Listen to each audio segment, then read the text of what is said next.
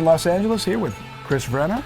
And Chris, for those of our users out there that may not know some of your musical history, could you please just give us a little background on what you've been responsible for as far as projects? I'm from Pennsylvania originally, which is where I met Trent, and then we both migrated to Cleveland, and that's where Nine Inch Nails got started.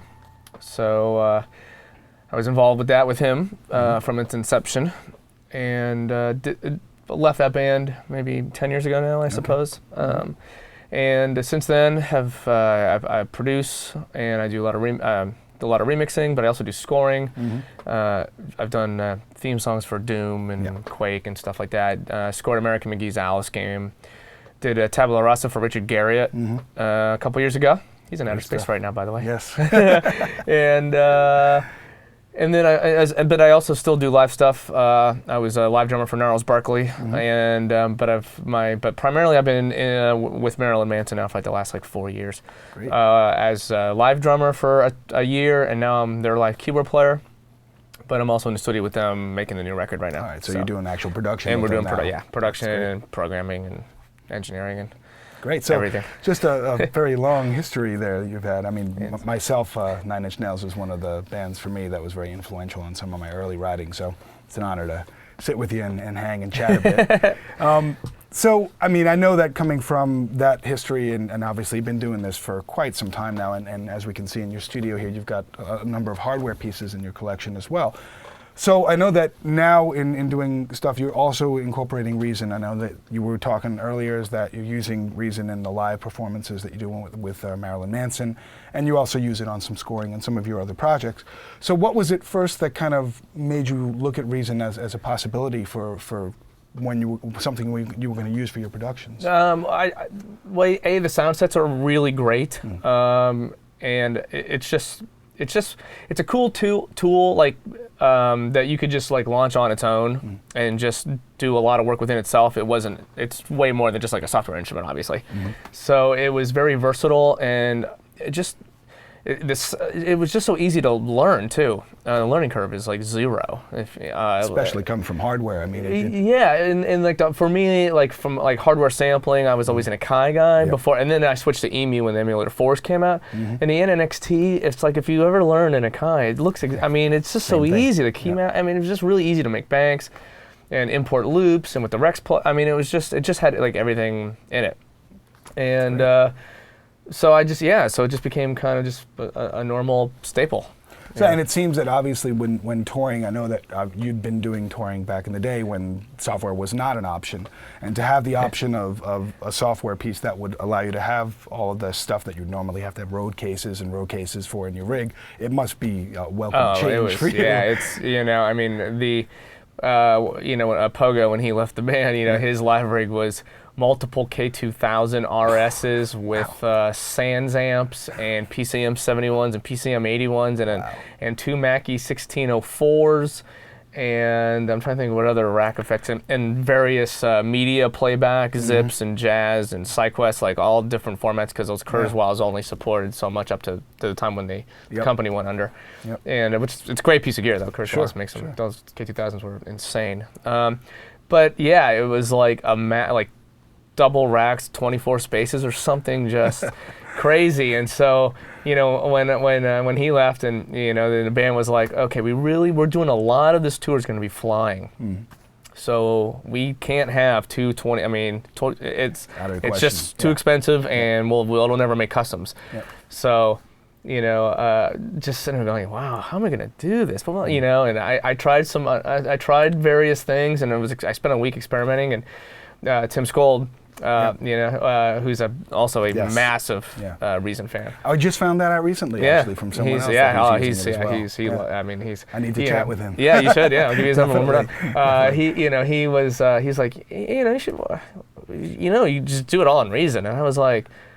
I haven't gotten that one yet, because I'd been going through all my software stuff, and so I was like, oh, hold on, let me launch this, and I went, and 5 minutes, it was like, okay, I know exactly how I can do this. Perfect. And it was done, and I just had to rebuild all of Pogo stuff. I just did all of it. And then it's constantly. And that's it. And, and then so it went, like I said, we have multiple computers, and you know, for like just for rehearsing and for flying, I mean, the whole thing will run on my laptop. And you know, one thing I really do like about Reason a lot is you can open multiple files. Yeah. So the way we would always run it is I have a separate Reason file for every song of the set. Exactly. And so we just load the set, you know, backwards to frontwards. So the only switching is hitting the red button to close the window, and that fast, the next song is the active window, and we're on the song too. That's all I had to do. And we play about 25 songs, and even on a laptop, it's like one green light of CPU. That's great. You know, with I think I'm only running like 2 gigs of RAM. Maybe it's 4, but it's not. Yep. It's so unlimited. Yeah. It's just a fantastic. That's great. Well, you know, we'd be really interested to see some of how you do your setup. And so I think now maybe it'd be great to kind of turn around here for a second and show us a little bit of how you might set things up when you're on with Reason. Sure, that'd be great. Yeah. So here's a version of what I use live with Marilyn Manson for my keyboard rig. One thing about Reason is not only it's a great writing tool, but I found it is an absolutely perfect performance tool for me in live and to do everything we have to do. We have to do a lot of flying festivals to festivals, and another great thing about it is I can load multiple files, and also it's so good on CPU and RAM that my fly rig is MacBooks, and so I keep a couple laptops and Reason with me and a USB controller. It's really all I need. So this is like my home version of kind of the same thing. So that's another great thing. You don't have to own tons of computer power to make it work. And the thing I like about it a lot is, scroll down here, this particular song I have up is Sweet Dreams, and I use the combinator to split my controller keyboard into many different zones by different instruments. So, for example, to perform Sweet Dreams, I have I just have an NN19 mapped combinator only to C1, just to play that's the intro sound that starts the song off. I start that song, and I have it running through delay and effects, and then brought up into the mixer. I also then have the next up. I have a big subtractor patch, and then I have next up is the let's see. Nope, gotta go up an octave. The glockenspiel sample for the melody parts that are in the song, and then up from there is I oftentimes play rhythm guitar underneath some of the solos. So I'm using one of the refill libraries, which are also fantastic, and so I can play guitar.